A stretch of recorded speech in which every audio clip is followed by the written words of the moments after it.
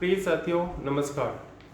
आज हम लोग इस स्लाइड के through as a branch incumbent जब ब्रांच का चार्ज दिया जाता है तो उस टाइम में कहाँ कहाँ ये प्रिकॉशन लेना है, किस किन की चीज़ों को देखना है और कैसे हमें चार्ज लेना है, इसके बारे में जानकारी प्राप्त करते हैं इसमें।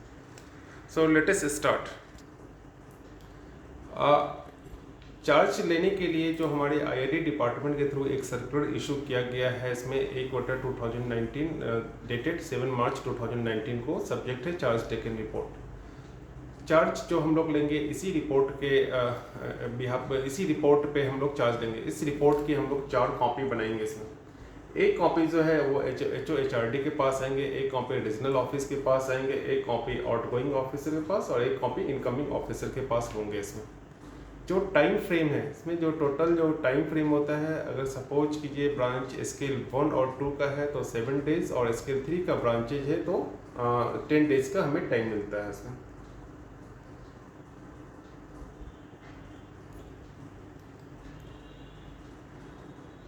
ब्रांच इनकम्बेंट का चार्ज में जो सबसे मोस्ट इम्पॉर्टेंट चीज़ है वो होता है लोन डॉक्यूमेंट।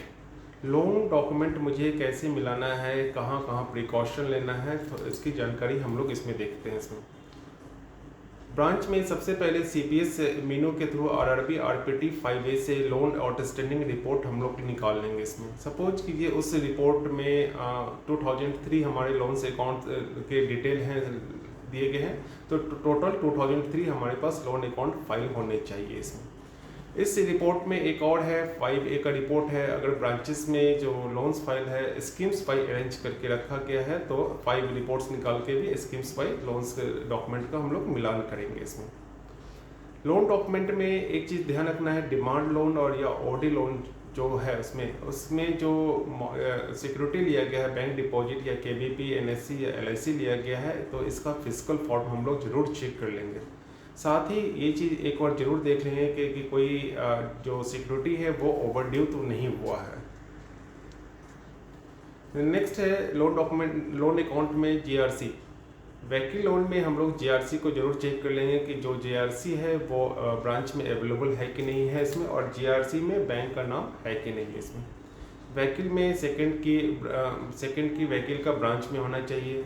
सिक्योरिटी में सपोज कि हम लोगों ने जो मॉर्गेज रेट लिया है वो रजिस्टर्ड मॉर्गेज या इक्विटेबल मॉर्गेज है, इसके बारे में हम लोग एक बार जरूर देख लेंगे। इसमें रिसाइटल लेटर देख लेंगे, सरसई रजिस्ट्रेशन नंबर लोन्स में देख लेंगे। इसमें एक चीज़ है फ्रेंड्स, एक चीज़ और है, जो ब्रांच इनकम्बेंट जो आउटगोइंग ब्रांच इनकम्बेंट है उसने अपने टेन्योर में जो भी लोन दिया है वो सारे लोन पे उनके साइन जरूर देख लीजिएगा। उसमें नेक्स्ट है जो सिक्योरिटी अटैच किया जाता है, इसमें LIC पॉलिसी FDR या बॉन्ड दिया गया है वो ओरिजिनल फॉर्म में है कि नहीं है, इसे चेक कर लेना है। LIC का सपोज कि ये कोई पेपर है तो LIC को प्रॉपर चेक कर लेना है कि वो असाइंड बैंक के फेवर में किया गया है कि नहीं। इसे FDR है तो FDR को लियन किया गया है कि नहीं किया गया है। इसमें sanction letter are duly signed by the incumbent. Branch incumbent जो अपने टेन्योर में जो लोन किए हैं इसमें उनके सेंसन लेटर पे ब्रांच इनकम्बेंट का साइन होना मस्ट है। इसमें ब्रांच इनकम्बेंट का साइन को जरूर उस पर चेक कर लीजिएगा। Cash balance, opening cash balance notes और कॉइन दोनों को चेक कर लेना है। इसमें साथ में इसको चेक करने के लिए जो CBS मीनू है RPT 1 RRB 15 जो प्रीवियस डे का है उससे जो ओपनिंग कैश का मिलान हम लोग को कर लेना है। इसमें नेक्स्ट है कि वेट मनी, सभी ब्रांचेस में वेट मनी ज़रूर होते हैं। इसमें वेट मनी का देख लीजिएगा कि इसका सीरियल नंबर जो है वो प्रॉपर जो रिकॉर्ड करके ब्रांच में रखा गया है कि नहीं रखा गया है। इसमें वेट मनी ऑलरेडी आप लोग को फ्रेंड्स पता है कि सपोज ब्रांच में कभी डकैती या कुछ होते हैं तो ये वेट मनी के थ्रू ही क्रिमिनल का ट्रेस किया जा सकता है। नेक्स्ट है सिक्योरिटी आइटम, जो सिक्योरिटी आइटम ब्रांच में है जैसे चेक हो गया, FDR हो गया, डिमांड ड्राफ्ट हो गया, इसे एक बार प्रॉपर हम लोग को चेक कर लेना है। इसमें reconciliation status of bankers account, branch के जो बैंकर्स अकाउंट्स है इसमें उसका रिकंसिलेशन स्टेटस क्या है, इसमें एक बार जरूर आप लोग उस चीज़ को देख लीजिएगा। इसमें इंस्पेक्शन फ्रेंड्स, ये बहुत ही इम्पोर्टेंट ये है, जो लास्ट इंस्पेक्शन जो ब्रांचेज में हुआ है चाहे वो कॉन्करेंट ऑडिट या सुपरवाइजर सरप्राइज विजिट या विजिलेंस रिपोर्ट है, इसे प्रॉपर चेक कर लेना है कि इसकी जो रिप्लाई या कमेंट जो आउटगोइंग ब्रांच इनकम्बेंट दे रहे हैं उसमें किसी भी तरह का कोई डिस्क्रिपेंसी नहीं है इसमें, या जो रिप्लाई उन्होंने दिया है वो डिस्क्रिपेंसी दूर हो गया इसमें। सेंट्री एंट्री और सस्पेंस एंट्री दोनों को चेक करना है। इसकी जो CBS मेनू है RPT 1 और RP 8 है, इसमें अकाउंट और आउटस्टैंडिंग बाय सेंट्री एंट्री मिल जाते हैं इसमें। दूसरा है सस्पेंस एंट्री, इसके जो हमारे मेनू है CBS मेनू RPT 1 और RP 10 है इसमें। नेक्स्ट है friend lease agreement.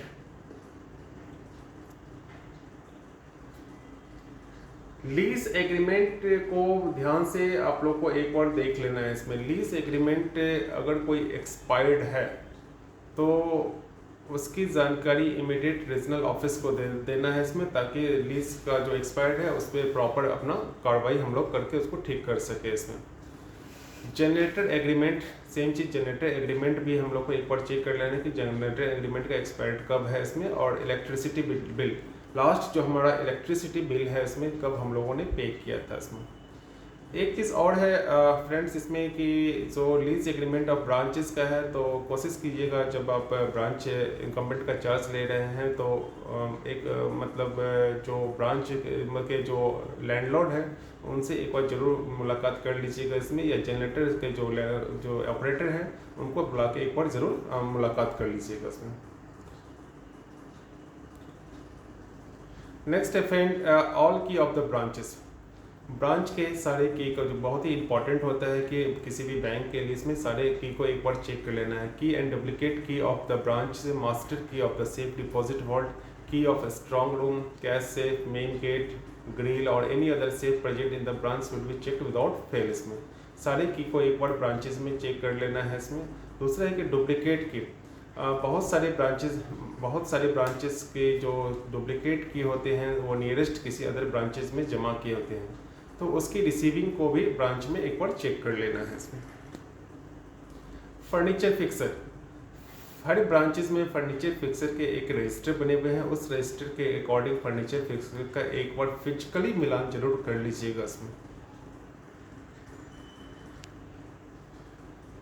Register to be checked, friends branch में बहुत सारे रजिस्टर मुझे हम लोग को मेंटेन करना पड़ता है। इसमें कुछ इंपॉर्टेंट जो रजिस्टर है उसके बारे में हम लोग डिस्कशन कर लेते हैं। ये कुछ इंपॉर्टेंट रजिस्टर है, इसके अलावा भी आप लोग रजिस्टर देखिएगा। Complaint register, DP register, voucher, cash book, furniture fixer register, inventory movement register, key register, movement register, visitor register, customer meeting register, lapses register. हाँ पता है लैप्सेस रजिस्टर। लैप्सेस रजिस्टर बहुत सारे ब्रांचेज में देखा गया है कि लैप्सेस रजिस्टर को मेंटेन नहीं किया जाता है इसमें। लैप्सेस रजिस्टर एक ऐसा रजिस्टर होता है जिसमें क्या जो हमारे स्टाफ है उसके रोल्स और रिस्पॉन्सिबिलिटी अगर उन्होंने जो दिया गया ऑफिस ऑर्डर के थ्रू अगर उन्होंने नहीं पूरा किया है तो उस लैप्सेस रजिस्टर में हम लोग उसको मेंशन करते हैं इसमें। लैप्सेस रजिस्टर का मेन यूज़ हम लोग को होता है परफॉर्मेंस अप्रेजल रिपोर्ट जब बनाया जाता है ब्रांच में, तो लैप्सेस रिपोर्ट के अकॉर्डिंग भी उस पर मार्किंग किया जाता है इसमें। नेक्स्ट है डेविएशन रजिस्टर। जो हमारे जो प्रक्रिया है से ब्रांचेस का जो प्रक्रिया है उसमें अगर किसी ब्रांच स्टाफ में है इंक्लूडिंग BM ने भी किसी भी तरह का कोई डेविएशन किया है तो वो रजिस्टर पे हम लोग को मेंशन करना पड़ता है। ये रजिस्टर ब्रांच के सभी स्टाफ के नॉलेज में होना चाहिए इसमें। और इस रजिस्टर का जो डेविएशन अगर होता है तो इसकी रिपोर्ट ब्रांच मैनेजर और सेकंड इंचार्ज दोनों रीजनल ऑफिस को भेजेंगे। रजिस्टर में कुछ और रजिस्टर है फ्रेंड्स, इसमें जैसे NPA register village bye already बने हुए होंगे, आप इसे एक बार जरूर देख लीजिएगा। Loan recovery register, loan document register, बहुत ही इंपॉर्टेंट ये रजिस्टर होता है लोन डॉक्यूमेंट रजिस्टर, इसे जरूर एक बार देख लीजिएगा इसमें। Loan received and disposed register, insurance register, insurance register में जो होगा उसमें लोन का सारा इंश्योरेंस का डिटेल होगा, कब किस लोन का कितना अमाउंट सम इंश्योर्ड है इसमें, कब इंश्योरेंस पॉलिसी इशू हुई है, कब इंश्योरेंस पॉलिसी उसकी एक्सपायर्ड होने वाली है इसमें। डिसीज्ड क्लेम सेटलमेंट रजिस्टर, इसे आप एक बार जरूर चेक कर लीजिएगा। सपोज कि डिसीज्ड क्लेम रजिस्टर में लास्ट अभी कुछ दिनों में डिसीज्ड क्लेम का सेटलमेंट पेंडिंग है तो कंसर्न ब्रांच मैनेजर से उनके स्टेटस के बारे में जरूर जानकारी ले लीजिएगा। ऑफिस ऑर्डर रजिस्टर, ब्रांच के हर स्टाफ का एक रोल रिस्पॉन्सिबिलिटी फिक्स किया जाता है इसमें। ऑफिस ऑर्डर के थ्रू आप इस रोल्स रिस्पॉन्सिबिलिटी को देख सकते हैं कि ब्रांच के किस स्टाफ को क्या रोल्स दिया गया था इसमें। अटेंडेंस रजिस्टर इसे चेक कर लेना है इसमें। लिमिटेशन रजिस्टर इसे देख लेना है। डाक इनवर्ड और आउटवर्ड रजिस्टर ये प्रॉपर मेंटेन होना चाहिए। लीव रिकॉर्ड रजिस्टर इसे भी आप लोग को प्रॉपर, ऑलरेडी हम लोग का अभी HRMS बैंक में हो गया है, लेकिन फिर भी लीव रिकॉर्ड रजिस्टर ब्रांचेस में मेंटेन किया जाता है इसमें। आप इसे जरूर देख लीजिएगा और ये बिल्कुल अप टू डेट होना चाहिए। Pending credit proposal. फ्रेंड्स, अभी जो किसी ब्रांच का जो ब्रांच इंकम्बेंट का जो ट्रांसफ़र होता है या ब्रांच इंकम्बेंट के जो चार्ज लेते हैं, तो प्रीवियस जो ब्रांच होते हैं ऑब्वियसली कुछ ना कुछ उनके पोटेंशियल कस्टमर जरूर होते हैं इसमें, ठीक है। कुछ ऐसे पोटेंशियल कस्टमर होते हैं जिनका लोन अभी होना बाकी है या लोन होने में प्रोसेस हो गया लग रहा है इसमें। इसकी जानकारी आप जो आउटगोइंग ब्रांच मैनेजर है उनसे ज़रूर ले लेंगे कि उनका क्या स्टेटस है, और उनको ज़रूर एक बार नोट करके कर लीजिएगा। SARFAESI status. Any account in which SARFAESI has been initiate, कितने अकाउंट में ब्रांच में सरफेसी इनिशिएट किया गया है और उसकी स्टेटस क्या है इसमें। सपोज 13-2 हो गया है, 13-2 या 13-4 चला गया है, पोजीशन ले लिया गया है, इसकी स्टेटस की जानकारी भी आप आउटगोइंग ब्रांच मैनेजर से जरूर ले लीजिएगा। एक्सपायर्ड डॉक्यूमेंट बहुत ही इम्पॉर्टेंट है बैंक के लिए इसमें। इसकी एक रिपोर्ट निकलती है जो CBSE RRB RPT 3 मीनू है इसमें आप एक बार चेक कर लीजिएगा कि कोई भी डॉक्यूमेंट एक्सपायर्ड तो नहीं है, या जो डॉक्यूमेंट है वो एक्सपायर्ड कब होने वाले हैं, इसकी जानकारी आप ज़रूर इसे रिपोर्ट के थ्रू देख लीजिएगा इसमें।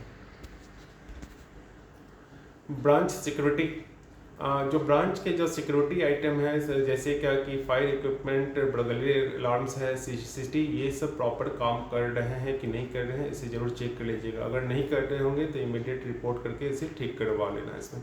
Court cases, status of case lying in any court, consumer court या DRT में किसी भी तरह का कोई कोर्ट में केस ब्रांचेस के पेंडिंग है, तो इसकी जानकारी भी आप गोइंग ब्रांच से जरूर ब्रांच मैनेजर से जरूर ले लीजिएगा और इसे नोट डाउन करके आगे फर्दर प्रोसेस कीजिएगा। लास्ट 3 मंथ सैंक्शन बहुत ही इंपॉर्टेंट चीज़ है इसमें। एक चीज़ जरूर देख लीजिएगा, ब्रांच चार्ज लेने के बाद जो प्रीवियस ब्रांच मैनेजर है उसने जो 3-4 मंथ में पहले का जो लोन उसने सैंक्शन किया है, तो उसे मैन्युअली चेक कर लीजिएगा, वेरी केयरफुली चेक कीजिएगा उसमें। नेक्स्ट है checking previous control report, LSS report, limit sanction report जो हमारे हैं इसे ज़रूर चेक कर लीजिएगा। QRS quarterly review report statement है, इसे ज़रूर एक बार देख लीजिएगा उसमें, और TDS दे दीजिएगा। LSS काफ़ी ही इम्पोर्टेंट हमारे एक स्टेटमेंट होते हैं इसमें। ऑब्वियसली आप लोग को पता होगा कि ये LSS हर मंथली बेस पे हम लोग जो रीजनल ऑफिस को 5 तारीख को सबमिट करते हैं नेक्स्ट मंथ में। ध्यान रखिएगा, ये 5 तारीख को अगर सबमिट नहीं होती है तो रीजनल ऑफिस से उस मंथ में 3-4 आपके रिमाइंडर आ सकते हैं टाइम टू टाइम, और अगर उसके बावजूद भी आपने उसे नहीं दिया है तो नेक्स्ट मंथ से आपके जो लोनिंग पावर है ऑटोमेटिक सीज्ड हो जाएंगे इसमें। लोनिंग पावर फिर से कब चालू होगा, जब रीजनल ऑफिसर या GM के पास आप रिक्वेस्ट भेजिएगा तो जाके लोनिंग पावर आपका फिर से स्टार्ट होगा इसमें। तो ये काफ़ी इंपॉर्टेंट LSS रिपोर्ट होते हैं इसमें, इसे ज़रूर आप लोग अप टू डेट ही रीजनल ऑफिस को भेजिएगा इसमें। Mortgage with CERSAI, check whether registration of EM/RM with CERSAI has been done और not by the outgoing incumbent. Already friends, CERSAI के बारे में ऑलरेडी आप लोग को पता है इसमें, इसके बारे में चेक कर लेना है जो लोन में सरसई होना था उसमें कि सरसई हुआ है कि नहीं हुआ है इसमें, ठीक है। और सरसई रजिस्ट्रेशन का जो उसमें नंबर है इसमें वो लोन फाइल में जरूर होना चाहिए, और इसकी एक कॉपी निकलती है सरसई होने के बाद, वो चेक कर लीजिएगा। सरसई के चार्जेस जो है वो अकाउंट से कटे हैं कि नहीं कटे, इसे एक बार जरूर आप देख लीजिएगा इसमें। बुक अवेलेबिलिटी, फ्रेंड्स, अभी हमारे कैपेसिटी बिल्डिंग सेंटर ने रिसेंटली 2 बुक अभी हम लोगों ने ब्रांचेस को अवेलेबल करवाया था। एक है वॉल्यूम 1 है ऑपरेशन जो बुक ऑफ इंस्ट्रक्शन में, दूसरा है वॉल्यूम 2 लोन से रिलेटेड। इसमें ध्यान रखिएगा, ये जो बुक है इसमें ये ब्रांच में रखने के लिए होता है इसमें। बहुत सारे केसेस में ये देखा गया है कि ब्रांच जो इनकम्बेंट होते हैं जाते समय ये बुक अपने पास ही ले जाते हैं इसमें, ठीक है। ऐसा वो लोग बिल्कुल नहीं करेंगे इसमें। ये बुक ब्रांच के यूज़ के लिए होता है और ये बुक ब्रांचेस में ही रहना चाहिए इसमें, तो इसे ज़रूर चेक कर लीजिएगा। अभी रिसेंट 1-2 मंथ पहले इस बुक को हम लोगों ने भेजा है इसमें, और मुझे 100% एश्योर है कि सारे ब्रांचेस को ये बुक ऑलरेडी मिल गए हैं इसमें। दूसरा है मार्गदर्शिका। मार्गदर्शिका भी आप एक बार चेक कर लीजिएगा कि ब्रांच में अवेलेबल है कि नहीं है इसमें।